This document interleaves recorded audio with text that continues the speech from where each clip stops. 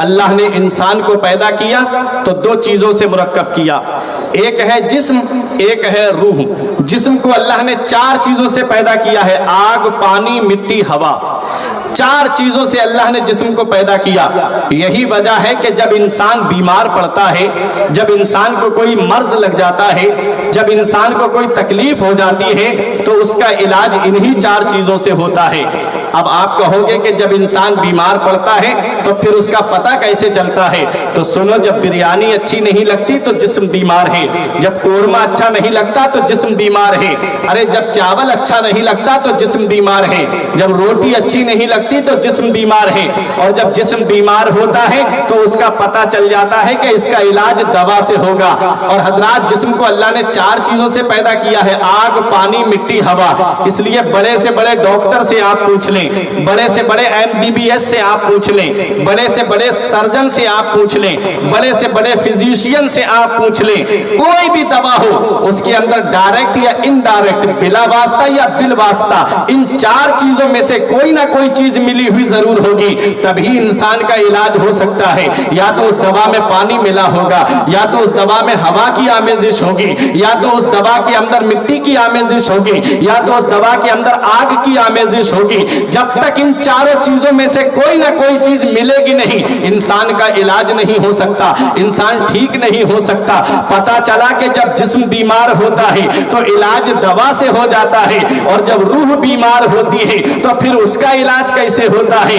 اب آپ کہو کہ مولانا کیسی بات کر رہے ہیں؟ بریلی شریف سے آنے والا مولانا یہ کہہ رہا ہے کہ وجود ایک ہے اور اس کے اندر دو چیزیں بیمار پڑ رہی ہیں، جسم الگ بیمار ہو رہا ہے، روح الگ بیمار ہو رہی ہے۔ ہاں پیارے مسلمانوں، میں قرآن سے ثابت کر سکتا ہوں، جسم الگ بیمار ہوتا ہے، روح الگ بیمار ہوتی ہے، اور جب جسم بیمار ہوتا ہے اس کا پتہ چل جاتا ہے کہ جب دسترخوان اچھا نہیں لگتا، جب کھانا اچھا نہیں لگتا تو انسان کا جسم بیمار ہے، اور جب روح بیمار ہوتی ہے تو پھر اس کا پتہ کیسے چلتا ہے؟ جب نمازوں میں دل نہیں لگتا تو روح بیمار ہے، جب روزے رکھنا اچھا نہیں لگتا تو روح بیمار ہے، جب مالک نصاب ہونے کے باوجود زکوٰۃ دینا اچھا نہیں لگتا تو روح بیمار ہے، جب صاحب استطاعت ہونے کے باوجود حج کو جانا اچھا نہیں لگتا تو روح بیمار ہے، ارے جب جھوٹ بولنا اچھا لگتا ہے تو روح بیمار ہے، جب غیبت اچھی لگتی ہے تو روح بیمار ہے، جب ایک دوسرے کو گالیاں دینا اچھا لگتا ہے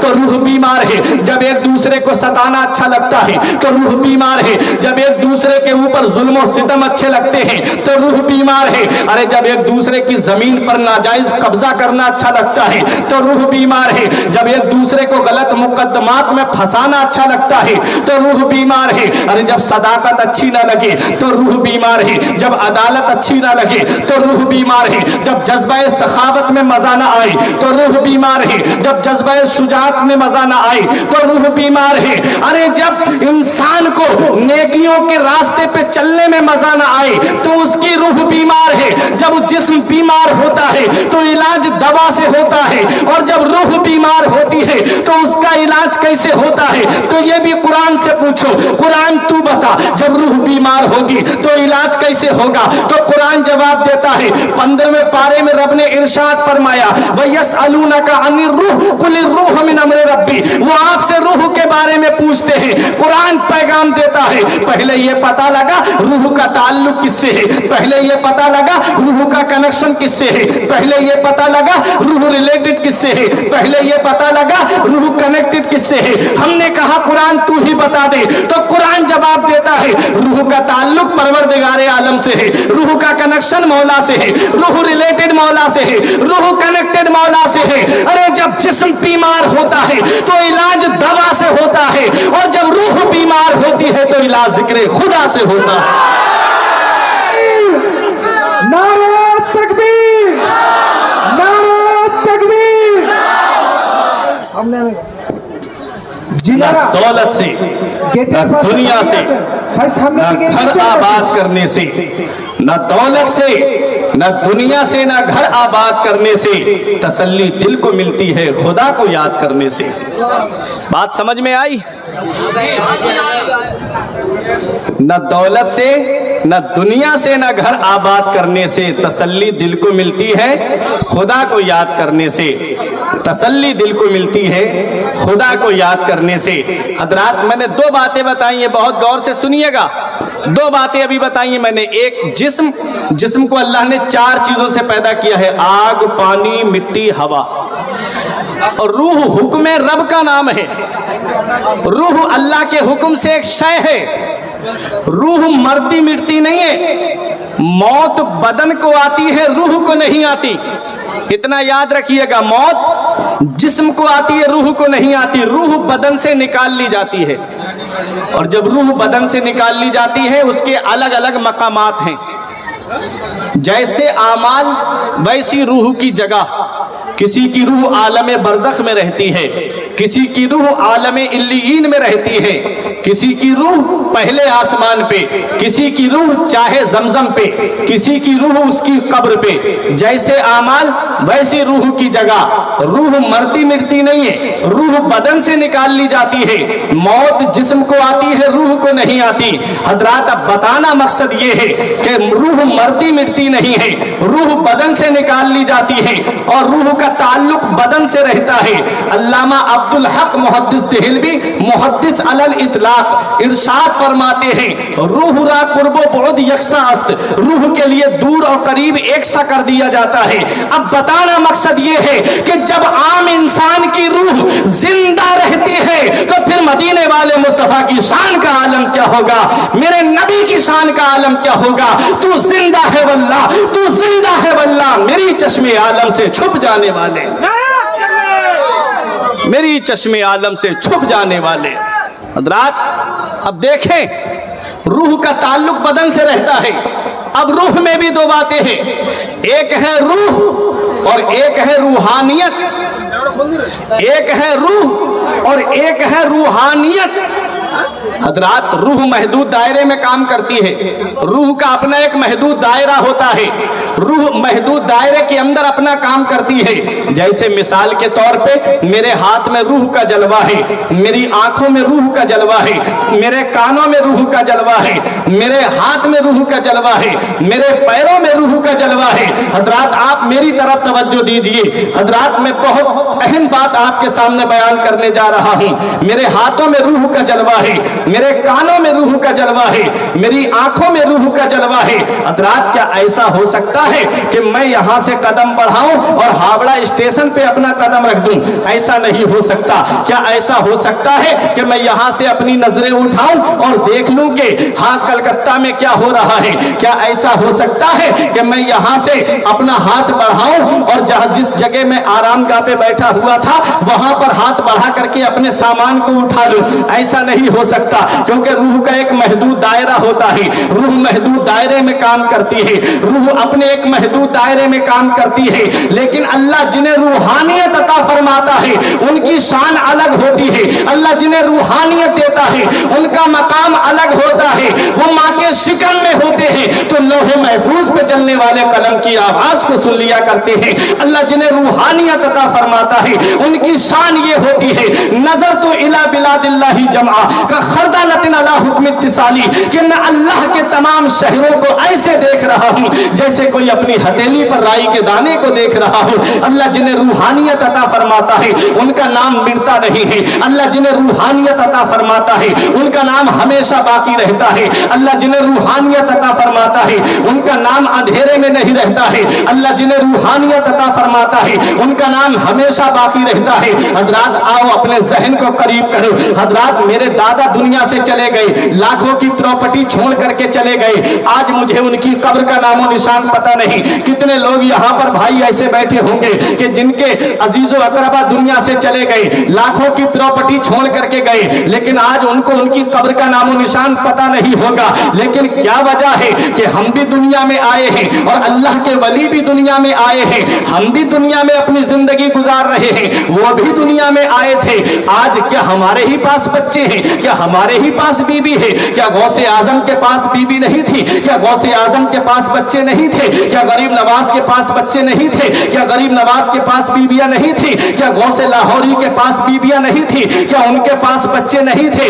آج ہمارے یہاں پر ایک دو بچہ ہو جائے تو ہم لاک ڈاؤن کا سوچتے ہیں، ہم سوچتے ہیں کیوں نہ بچوں پہ پابندی لگا دی جائے حضرات۔ لیکن کیا وجہ ہے؟ یہ اللہ والے جو اس دنیا میں آئے ہیں ان کے پاس بھی بچے تھے، ان کے پاس بھی بیویاں تھی۔ غوث اعظم کے پاس 4 بیویاں تھی اور غوث اعظم کی 49 اولاد روایتوں میں ملتی ہے حضرات۔ کیا وجہ ہے کہ ہم بھی دنیا میں زندگی گزار رہے ہیں اور یہ اللہ والے بھی دنیا میں زندگی گزار کر کے گئے؟ آج ہمارا دادا دنیا سے چلا گیا، ہمیں ان کی قبر کا نام و نشان پتہ نہیں۔ ہمارے پردادا دنیا سے چلے گئے، آج ہمیں ان کی قبر کا نام و نشان پتہ نہیں۔ لیکن کیا وجہ ہے ان اللہ والوں کو آج تک کوئی کیوں نہیں بھلا پایا؟ کیا وجہ ہے کہ آج تک ان ولیوں کو کوئی فراموش کیوں نہیں کر پایا؟ وجہ کیا ہے؟ وجہ یہ ہے ہم دنیا میں آئے ہیں، اپنی زندگی کا مقصد ہم نے کچھ اور بنا لیا ہے۔ آج میرا عزیز دنیا میں آیا ہے، کوئی اپنا گاؤں چھوڑ کر کے شہر میں جاتا ہے یہ ارادہ لے کر کے کہ میں پیسہ کما کے لاؤں گا، کوئی سعودی جاتا ہے یہی سوچ کے کہ میں پیسہ کما کر کے لاؤں گا، کوئی دہلی جاتا ہے یہ سوچ کر کے کہ میں پیسہ کما کے لاؤں گا، کوئی ممبئی جاتا ہے یہ سوچ کر کے کہ میں پیسہ کما کر کے لاؤں گا۔ آج ہم نے اپنی قیمتی زندگی کو ایک پیسے کی نظر کر دیا ہے۔ آج ہماری سوچ کیا بن گئی ہے؟ پیسہ آ جائے میرے بچے اچھے سے اچھے کالج میں پڑھیں، پیسہ ہو میرے بچے اچھے سے اچھی یونیورسٹی میں جا کر کے پڑھیں، میرے پاس پیسہ آ جائے میرا مکان اچھا ہو جائے، میرے پاس پیسہ آ جائے میرا لباس اچھا ہو جائے۔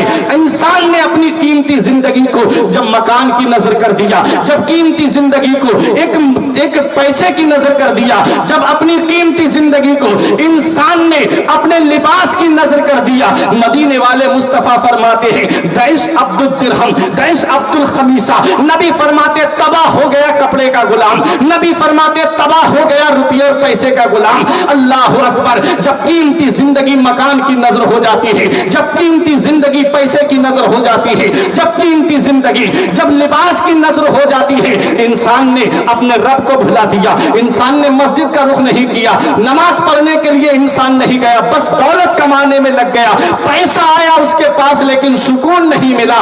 پروردگار نے اپنے بندوں کو بتا دیا میرے بندو جہاں تم سکون ڈھونڈ رہے ہو سکون وہاں پر نہیں ہے، سکون تو اللہ کے یاد میں ہے، سکون تو اللہ کے ذکر میں ہے۔ نہ دولت سے، نہ دنیا سے، نہ گھر آباد کرنے سے تسلی دل کو ملتی ہے، خدا کو یاد کرنے سے تسلی۔ نعرہ تکبیر! نعرہ تکبیر! ہم اس دنیا میں آئے کیوں تھے؟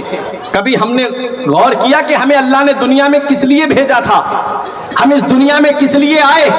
رب قرآن میں فرماتا ہے وَمَا خَلَقْتُ الْجِنَّ وَالْإِنسَ إِلَّا لِيَعْبُدُونَ۔ رب فرماتا ہے ہم نے جنات اور انسان کو صرف اپنی عبادت کے لیے پیدا کیا ہے۔ آج ہر کام کے لیے ہمارے پاس وقت ہے، آج ہر چیز کے لیے ہمارے پاس وقت ہے۔ موبائل چلانے کے لیے ہمارے پاس ٹائم ہے، واٹس ایپ چلانے کے لیے ہمارے پاس وقت ہے، فیس بک چلانے کے لیے ہمارے پاس وقت ہے، انسٹاگرام پہ آنکھیں گندی کرنے کے لیے ہمارے پاس وقت ہے، یوٹیوب پہ گندی نظریں کرنے کے لیے ہمارے پاس وقت ہے، ویڈیوز دیکھنے کے لیے ہمارے پاس ٹائم ہے۔ اگر ٹائم نہیں ہے تو اللہ کی عبادت کے لیے ٹائم نہیں ہے، اگر ٹائم نہیں ہے تو اللہ کا ذکر کرنے کے لیے ہمارے پاس ٹائم نہیں ہے، اگر ٹائم نہیں ہے تو ہمارے پاس نماز پڑھنے کے لیے ٹائم نہیں ہے۔ اے پیارے مسلمانوں، قیامت میں اپنے رب کو کیا جواب دو گے؟ سب سے پہلا سوال قیامت کے دن نماز کے بارے میں پوچھا جائے گا۔ روز محشر کے جا گداز بود اولی پرشش نماز بود، میدان محشر جو جان کو پگلانے والا ہوگا، حشر کا دن جو جان کو پگلانے والا ہوگا، اس دن سب سے پہلا سوال نماز کے بارے میں ہوگا۔ بتا نماز پڑھ کے آیا ہے کہ نہیں آیا ہے؟ بتا اپنی پیشانیوں میں سجدے کا نور لے کے آیا ہے کہ نہیں آیا ہے؟ اس لیے اے میرے عزیزوں، ہم دنیا میں آئے ہیں تو اللہ کی عبادت کے لیے آئے ہیں، ہم دنیا میں آئے ہیں تو ہم اپنے رب کی عبادت کے لیے دنیا میں آئے ہیں۔ پہلے اپنے رب کی عبادت کرو، پیسہ اگرچہ کم ہوگا اللہ اس میں اتنی برکت عطا فرمائے گا کہ تمہاری نسلیں کھائیں گی تب بھی وہ پیسہ ختم نہیں ہوگا۔ और अल्लाह की इबादत छोड़ करके दौलत कमाई, कितना भी पैसा कमा लेना उसमें बरकत नहीं होगी। हमेशा इंसान परेशानी का रोना ही रोता रहेगा कि मैं पैसा है लेकिन मेरे पास सुकून नहीं है। सुकून अल्लाह की याद में है, सुकून अल्लाह के जिक्र में है। इसलिए ऐ मेरे अजीजों, अपने रब को राजी कर लो, अपने रसूल को राजी कर लो। रब राजी तो सब राजी, रसूल राजी तो सब राजी। लहद में इश्क रुखे शह का दाग लेके चले, अंधेरी रात सुनी थी चराग लेके चले। रात अब सुने, मैंने जो बात कही थी, अल्लाह जिसे रूहानियत अता फरमाता है उसका नाम मिटता नहीं। अल्लाह जिसे रूहानियत अता फरमाता है उसका नाम हमेशा बाकी रहता है। ये अल्लाह वाले भी दुनिया में आए और हम भी इस दुनिया में आए, लेकिन क्या वजह है कि आज हम अपने दादा को भूल गए, परदादा को भूल गए। बाज तो बेटे ऐसे हैं जो अपने बाप की कब्र तक को भूल गए, लेकिन कोई आज तक इनको क्यों नहीं भुला पाया। आज हमने अपनी जिंदगी का मकसद सिर्फ पैसा बना लिया, और ये अल्लाह वाले जो इस दुनिया में आए थे इन्होंने अपने रब को राजी किया। पूरी पूरी रात नमाज पढ़ते थे। गौसे आजम रजी अल्लाह ताला अन्हु के एक मुरीद का कहना है कि मैंने अपनी आंखों से देखा है मेरे शेख 40 साल तक इशा के वुजू से फजर की नमाज अदा करते रहे। इशा में वुजू करते गौसे आजम, पूरी रात अल्लाह की इबादत करते। पीठ जो है वो बिस्तर से नहीं लगती थी गौसे आजम की, पूरी रात नमाज पढ़ते थे। फजर की नमाज उसी वुजू से अदा करते थे।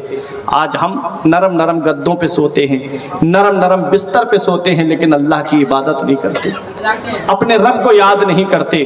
गौसे आजम के मुरीद का कहना है कि मैंने देखा है अपने शेख को 15 साल इस हाल में गुजारे हैं कि एक पैर पे खड़े हो जाते और पूरी रात कुरान की तिलावत करते थे, और पूरी रात में एक कुरान शरीफ खत्म फरमा दिया करते थे।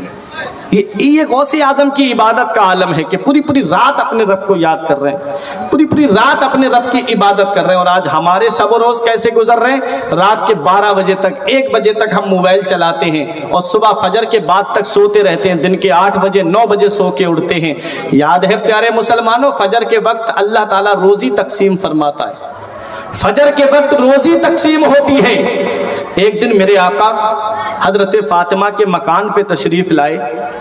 फजर की नमाज के बाद थोड़ी देर के लिए हजरत फातिमा आराम के लिए लेट गई थी। मेरे आका ने हजरत फातिमा के पैर का अंगूठा पकड़ करके हिलाया, इरशाद फरमाया, बेटी फातिमा, फजर की नमाज के बाद न सोया करो, इस वक्त अल्लाह ताला फरिश्तों से रोजी तकसीम करवाता है। आज हमारा हाल क्या है? सूरज की लाइट जब हमको लगती है तब हम सो करके उठते हैं, फिर हम रोना रोते हैं, मौलाना साहब क्या करें, हमारे घर में बरकत नहीं। हमारे घर में पैसा कमाते तो बहुत है, लेकिन पैसा इधर आता है और इधर चला जाता है। हमारे घर में खैर बरकत नहीं। बरकत आएगी कहाँ से? तुमने बरकत वाले काम ही कहाँ किए? तुम्हारे घर में खैर बरकत होगी कहाँ से? तुमने अपनी कीमती जिंदगी को मोबाइल की नजर कर दिया, तुमने अपनी कीमती जिंदगी को लैपटॉप की नजर कर दिया, तुमने अपनी कीमती जिंदगी को मोबाइल की स्क्रीन पे गंदी तस्वीरें देख करके तबाह बर्बाद कर लिया। अल्लाह अकबर, कल तो दीदार का दिन है और यहाँ आंख बेकार है, क्या होना है? छुप के लोगों से किए जिसके गुनाह वो खबरदार है, क्या होना है? कल तो दीदार का दिन है और यहाँ आंख बेकार है, क्या होना है?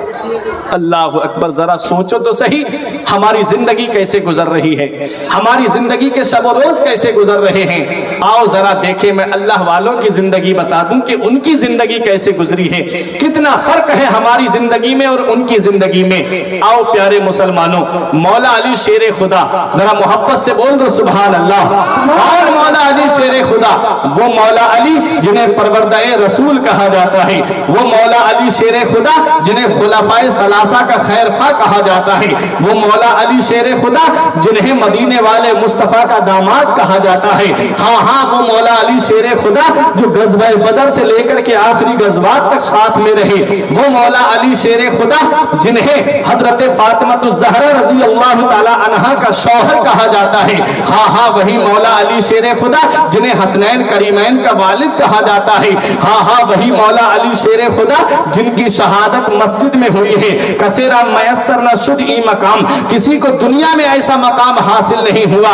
अल्लाह अकबर, ये मकाम मौला अली शेर खुदा को हासिल हुआ है, जो अल्लाह अकबर शहादत का जाम मस्जिद में पी रहे हैं। कौन मौला अली शेर खुदा है? जिनकी जिंदगी का आलम यह है कि एक जंग के मौके पर आपके पैर में तीर लग गया, और तीर भी ऐसा लगा था कि पिंडली पिंडली के आर पार तीर हो गया। मौला अली शेर खुदा को बहुत तकलीफ हो रही थी, बहुत ज्यादा तकलीफ हो रही थी मौला अली शेर खुदा को। लोगों ने कहा कि अब मौला अली के पिंडली से ये तीर कैसे निकाला जाए। लोगों ने निकालना चाहा तो बहुत दर्द हो रहा था। किसी ने कहा अली शेर खुदा से कहो कि वो नमाज पढ़े।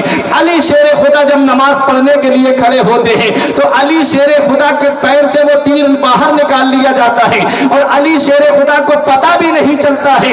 मौला अली शेर खुदा जब नमाज से फारिग होते हैं तो कहा तीर कहां गया। लोगों ने कहा हमने तो तीर निकाल लिया है। आपने फरमाया खुदा की कसम मुझे पता भी नहीं चला कि तीर कब मेरे पैर से निकाल लिया गया है। ये मौला अली शेर खुदा की नमाज है कि पैर से तीर निकाल लिया जाए और आपको पता भी नहीं चलता है। और एक हमारी नमाज है कि अगर छिपकली भी गिर जाए, चूहा हमारे सामने आ जाए तो हम नियत तोड़ करके अलग भागने लगते हैं। ये मौला अली शेर खुदा की नमाज है कि आप जब नमाज में हाजिर होते हैं तो दुनिया व मा फीहा से बेनियाज हो जाते हैं और अपने रब के हुजूर, रब के जलवों में खो जाते हैं। जब नमाज ऐसी पढ़ी जाती है तो रब के जलवों में डूब करके पढ़ी जाती है तो ऐसी नमाज जो है वो जन्नत में ले जाने का जरिया हो जाती है। सुभान अल्लाह।